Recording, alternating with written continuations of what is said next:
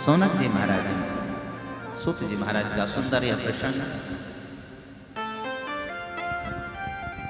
गंगा यमुना सरस्वती तीर्थराज प्रयाग संगम के तट पर ये सुंदर यहाँ कथा का आयोजन हुआ।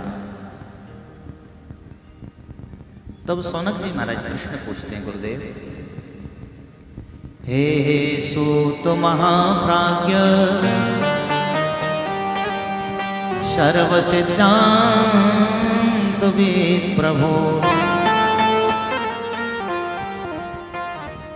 आख्याहि में कथा सारम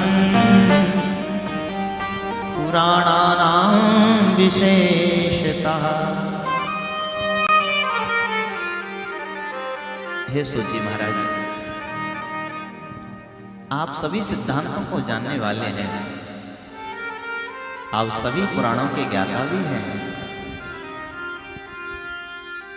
आप मुनियों में श्रेष्ठ हैं प्रभु। आप उन पुराणों की रहस्यमय कथा हम सबको श्रवण कराएं, जिससे कि हमारे जीवन में, हमारे हृदय में महादेव की भक्ति का प्राकट्य हो।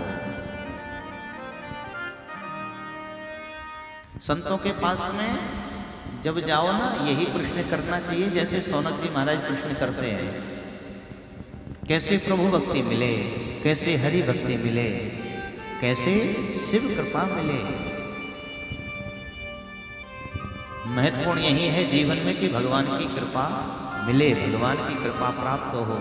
भगवान की जब कृपा रहती है, भगवान साथ रहते हैं, तो फिर सांसारिक भोगों की समस्याएं भी जीवन में आती हैं, लेकिन प्रभु कृपा से वो समस्याएं भी निकल जाती हैं। सदाचारस्य सद्भक्तिर् विवेको वर्धते महा, स्वविकार निरासस्य सज्जनैः क्रियते कथम।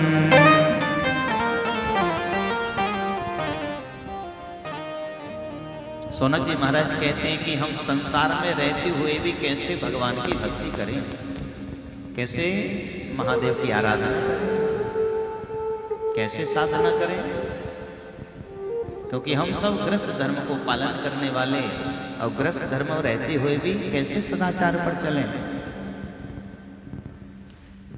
सौनक जी महाराज कहते हैं, गुरुदेव, कैसे हमारे विवेक की वृद्धि हो और हमारे जो अंदर आते हैं वो कैसे समाप्त हो।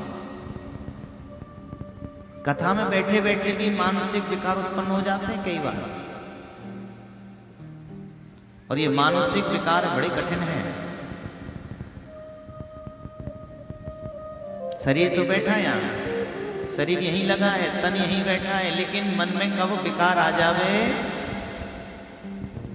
सौनक जी कहते हैं, ये विकारों से निवृत्ति का कोई साधन, कोई उपाय बताएं, कैसे इनका निराकरण हो।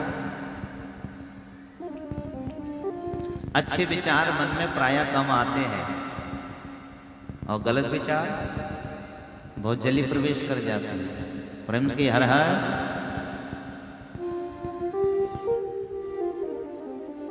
पॉजिटिवता बहुत मुश्किल से आती है, नेगेटिवता बहुत जल्दी आ जाती है। और वही सौनक जी कह रहे हैं, जीवन में कैसे हमारा जीवन पॉजिटिव हो, कैसे हमारा जीवन स्वच्छ हो, निर्मल हो, जिससे कि भगवान की भक्ति हमारे अंदर आ रहे। गुरुदेव, कलिकाल आने वाला है, जीवशासुरतां प्राप्ता प्राया घोरो कला तत्संशोधने किं हि विद्यते परमायनम्।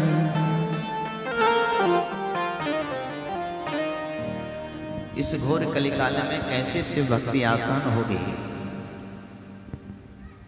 कैसे प्राप्त होगी गुरुदेव, आप वह भी बताएं।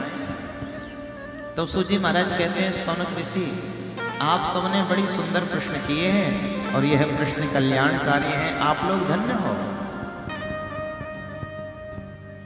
धन्य क्यों हो? क्योंकि आपने शिव की कथा को पूछा है। और जो भगवान की कथा को पूछता है, जो भगवान की कथा कराता है, जो भगवान की कथा सुनता है, वह धन्य है। भगवान उसे धन्यवाद देते हैं, तुम धन्य हो। और तो और महादेव ने तो अपनी सहधर्मिणी अपनी पत्नी के लिए भी धन्यवाद दिया। धन्य धन्य गिरिराज कुमारी, धन्य धन्य गिरिराज कुमारी, तुम समान नहीं कोई उपकारी, तुम समान नहीं कोई उपकारी। पूछत रघुपति कथा प्रसंगा, पूछत रघुपति कथा प्रसंगा, सकल लोक जग पावन गंगा, सकल लोक जग पावन गंगा, सकल लोक जग पावन गंगा। महादेव कहते हैं पार्वती जी से, पार्वती जी पत्नी है, देवी तुम धन्य हो। पार्वती जी ने कहा महादेव आप मुझे धन्य क्यों कह रहे हैं? मैंने ऐसा कौन सा काम किया जो कि आप मुझे धन्यवाद दे रहे हैं? देवी तुमने वो काम किया है जो प्रायः संसार में बहुत कम लोग करते हैं, बहुत कम स्त्रियां करती हैं। पतिदेव से लड़ाई झगड़े तो कर लेंगे, लेकिन मुख्य विषय क्या है कि बैठ के सत्संग करना, जो कि महादेव और पार्वती जी करते हैं। जो सत्संग करते हैं तो घर में फिर लड़ाई झगड़े नहीं होते। सत्संग तो आप लोग भी करते हैं और पार्वती जी भी करती हैं, दोनों के सत्संग में अंतर है। आप जो सत्संग करते हो वो घर वालों की चर्चा, फिर बाहर वालों की चर्चा, फिर वहीं से लड़ाई झगड़े चालू हो जाते हैं। पार्वती जी ने कहा प्रभु आप मुझे धन्यवाद दे रहे हैं, क्यों? तब महादेव ने कहा पूछत रघुपति कथा प्रसंगा, सकल लोक जग पावन गंगा। देवी तुमने वो परमात्मा की कथा को पूछा है, भगवान की कथा को पूछा है, प्रभु की कथा को पूछा है, इसलिए तुम धन्य हो।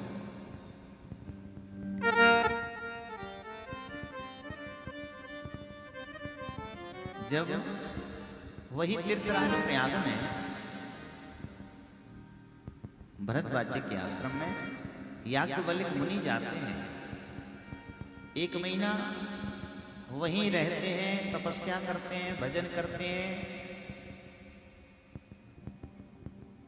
माघ मास में आप भी जाते हैं ना 1 महीने के लिए। माघ मकर गति रवि जब होई, तीरथ पतहि आहि सब कोई।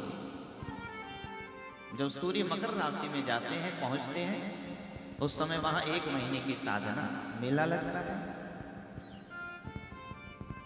याज्ञवल्क्य मुनि भी जाते हैं, भरद्वाज जी के आश्रम में रुकते हैं, 1 महीना साधना भजन करते हैं। 1 महीना के बाद जब जाने लगते हैं तो भरद्वाज मुनि भी एक प्रश्न करते हैं। प्रश्न करना अच्छी बात है, प्रश्न करना चाहिए। प्रश्न नहीं होगा तो फिर उसके उत्तर कथा कैसे प्रारंभ होगी? प्रश्न ऐसे होना चाहिए जिसमें कि भगवान की भक्ति हो, भगवान का सत्संग हो, भगवान की कथा हो। परम के हर हर महादेव।